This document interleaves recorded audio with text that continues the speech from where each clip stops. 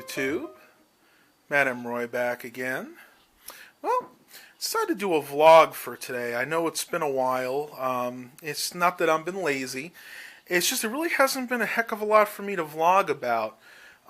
Things have been kind of slow since the end of the holiday season, and I just haven't really had too many projects. But working on a few things today I thought you guys might be interested in. My buddy Mike, you guys might know him, the Primal Edge, gave me this tower to work on. This is actually a Dell Dimension 4600. I know a lot of you guys know this. I've had a few of these in the past. It's running a Pentium 4 processor and Windows XP. I was just supposed to be reloading the operating system because he's going to be giving it to a friend of his. And it was kind of getting bogged down, but I don't know if you guys can hear this, but I found another issue.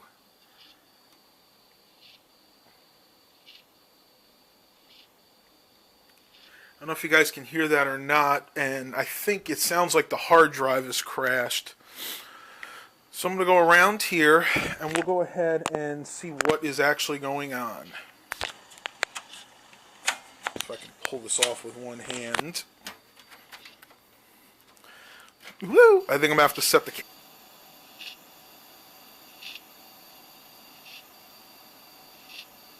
Yep, as I expected, it is definitely a hard drive problem. You can hear it clicking away right there. And it gets louder the longer you wait. You'll hear a big clunk probably in a minute. But while we're doing that, everything else in here looks good. Oh, there you go. It just cut out for a second. It has an upgraded video card, though. I already see a problem. Whoever upgraded this is not good. There is actually a fan under there, and as you can see, the fan itself is rubbing against the sound card. So I'm going to have to take a close look at that video card and see if that's also wrecked as well. Yeah, I'm not sure how that happened, but when you're installing a video card, never put it right against another card, in this case the sound card, because that fan is basically cooking itself. Let's go ahead and shut her down. And I'm going to go ahead and take a look at this video card and see. Oh, guess we'll have to unplug it. Sometimes these old Dells, when you push the power cord, it doesn't always shut off. Push the power button, it doesn't always shut off the first time, so it's better to pull the power cord.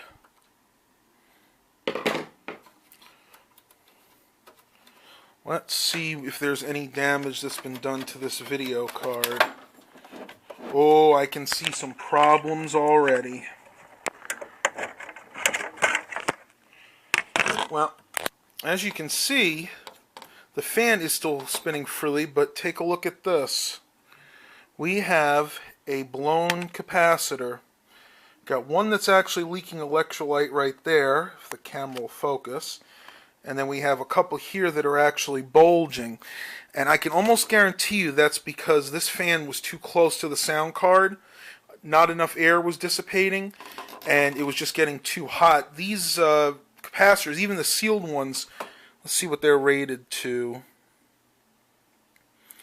Doesn't say, but they're usually only rated to about maybe 120, 130 degrees Fahrenheit, so it could actually get hotter, more like 150, 200, especially if there's not enough air circulation, and of course that tends to make the caps bulge up. So I'm going to call my buddy Mike, tell him about the problems I found with this, and see if he wants me to go any further. So just to recap, hard drive is bad, video card is bad. Now, he can always use the onboard video, which is okay in here because this is just going to be running Windows XP again.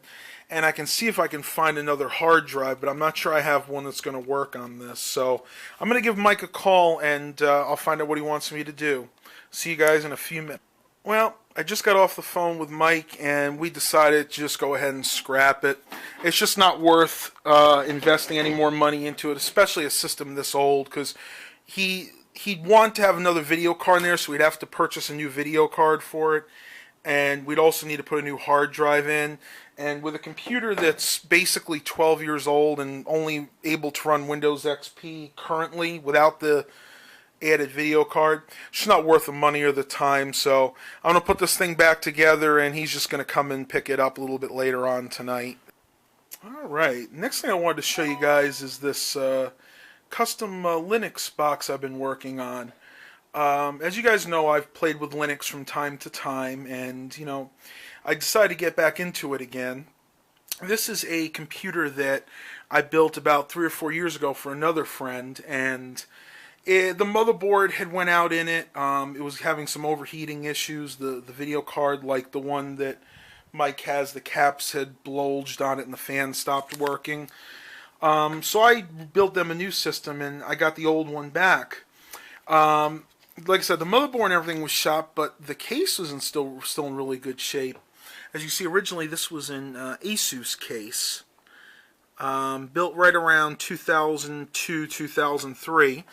It has a memory card reader that works except for the compact flash, because when my friend had it, she used it quite a bit and wound up bending the bunch of pins beyond repair. So everything but the compact flash works in there. Up here I have a i1394 Firewire front port. This one is your optical audio out port, and this is an external SATA port. These two are hooked up, but the eSATA isn't, because the motherboard I currently have here doesn't support it. An old CD burner drive that is no longer hooked up works, but the motherboard I have in here now does not support IDE drives, which that is. And then, of course, the working optical drive is this Super Right Master Samsung drive. So, that's good enough for me. We turn to the side here. Hopefully the sun illuminates this good enough. What I actually did is I had an old motherboard. It's actually the same board that goes in my Dell Vostro 400. My buddy Ron gave me maybe 6-7 months ago. Had no idea if it worked, but I figured, what the heck, I'll try and plug it in this case and just make kind of a custom Linux box. The CPU in this is something that I had lying around because he didn't include one with the board. It's a Pentium D running at 2.8 gigahertz. Forgive me, I don't know the model number off the top of my head. The board, just like my other one, is a Foxconn model G33MO2. It's exactly the same one that's in my Vostro 400 that's running the Core 2 Quad. So theoretically, I could put a quad-core CPU in here, but just for a Linux box that I'm going to play around with, I don't think I'll bother. The Pentium D that's in here is more than quick enough. This is the video card that I took out of the HP Phenom triple-core processor tower they have over there. That's the one that's sitting right there near my closet. I actually, if you saw my video about upgrading that, I actually put a Radeon 6570 in there, so I didn't have any use for this anymore, so I figured this is more than powerful enough to work in my Linux box. And then I've also put in a Firewire card, just in case I want to transfer video to this using one of my mini DV or Digital 8 camcorders. I wanted to have that capability, so I had an extra one of these lying around, and I figured, what the heck, let's give it a try. And I heard there's quite a few programs in Linux that'll import older analog video. I haven't had a chance to play around with it yet, but I definitely intend to do so with this system. Hard drive, if you guys can see there, is a Western Digital 250. It's a drive that was with this system. It was the one they were using when this was running Windows XP, and they no longer needed it because the system that I sold them had a much larger drive, so I wound up getting this, did some diagnostics, and found out it was in very good shape, so I figured I'll use that as the main drive here. Now, as you can see, this is one of those converted drives. This was originally IDE. It has some type of IDE to SATA converter here, and the reason you could tell that is it still has the old 5-pin Molex connector there. So you can actually use a SATA power connection like I'm using here, or you can use an old 5-pin IDE connector as well. Again, both 12 volts. Memory in here is 4 gigabytes. It has two Kingston 2 gigabyte sticks. I'm not going to pull them out because there's not a lot of room here between the video card and that, and it gets a little challenging sometimes. You got to take the video card out. Power supply is just a Delta Electronics. I think it's just a 250 watt. It's one that I had lying around, but again, more than enough to power this. Turning to the back, you can see we have the 250 watt Delta power supply. Perfect match for this case. I do not have an I/O shield. The reason is, with the Dell motherboards, the I/O shield in their cases is actually built into the case and is not removable. So even if my friend Ron had kept the I/O shield, which I highly doubt he would have, it probably would have gotten lost. There wasn't one to take out. I could probably custom make something, but I'll be honest with you, I don't think I'm even going to bother because I clean my systems out regularly, and this is not going to sit on the ground where the carpet would cause any static electricity problems. So I'll probably just leave it as is. Ports on this are very basic because, again, it is from a Dell pre-made system. You have just your regular VGA. You have 4 USB 2.0 ports. 2 are being used right now. You have your Ethernet port, and you have your various array of audio ports, and that is it built onto the motherboard. As you can see down here, I have the ATI Radeon HD 5450, the DVI connection. Has HDMI. Now, it does not have VGA, and this card never did. As you guys may or may not remember, this was originally a low-profile card.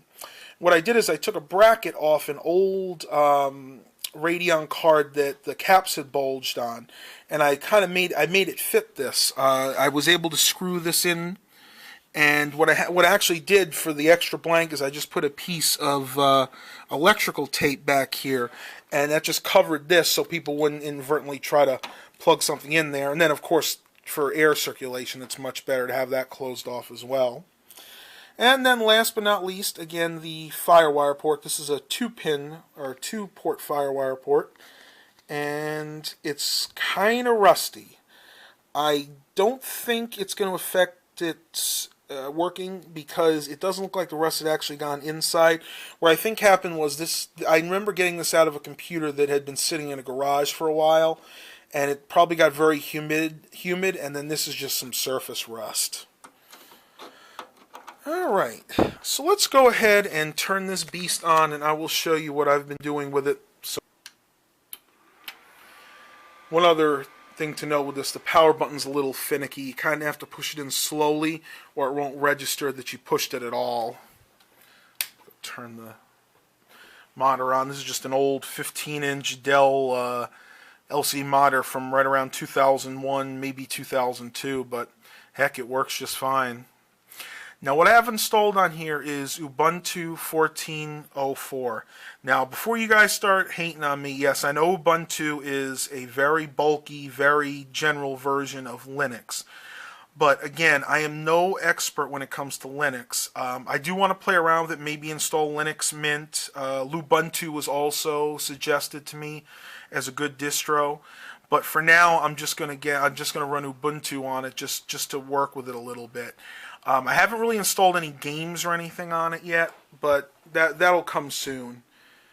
It's really quick once it boots up. One thing I've noticed about Ubuntu, especially if it's in a computer that's not current, is it takes a while to load up. Now, again, once it's loaded up, it works just fine, but it's really, really slow on the load. And I think a lot of that has to do with the fact that it's an older 250 gigabyte Western Digital hard drive. Well, as you can see, it has loaded up. I'm still actually trying to get used to this version of Ubuntu. I'm used to the older style, the version 9 and 10, where they didn't have the dock on the side. And it looks like right now I'm waiting for the USB to engage, and it just has. Like I said, it is pretty snappy. I mean, I'm going to load it up here, and you can see that the menus come up fairly quickly, especially for a system that's essentially 7 or 8 years old now.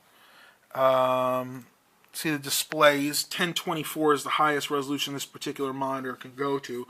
As you see, it did detect that it is a Dell 15-inch monitor, but doesn't actually show the name of the model of the monitor. If I go to details, that should show you guys a little bit about this. You can see it's running again Ubuntu 14.04. This is the 64-bit version. It's got 4 gigabytes of RAM. I don't know why it doesn't show the full 4 gigabytes. It may also be loading the internal graphics card. I'll have to take a look at that. But right now it is running off the ATI Radeon 5450, so that should read full 4 gigabytes. I'll see if I can maybe disable the internal video card as well and see if I can get it to show 4 gigs. And of course the built-in hard drive is a 250 gigabyte, of which 241, almost 242 gigabytes are usable. Only thing I've done to it so far is I actually downloaded Google Chrome, and the video quality is very good on here. Now, granted, the ATI Radeon 5450 is no slouch, especially when it comes to just playing YouTube high-definition video. With this amount of RAM, it actually does a pretty good job. Like I said, once it's started up, I mean, this runs just as fast as any of my dual-core, and it actually runs just as fast, if not faster, than my triple-core system there. Let's go ahead and go to my channel, and we'll go ahead and play a video. I don't have any speakers hooked up, so you're not going to hear sound, but at least you're getting a rough idea of how good the video quality is here. Looks like we're seeing an ad at the moment.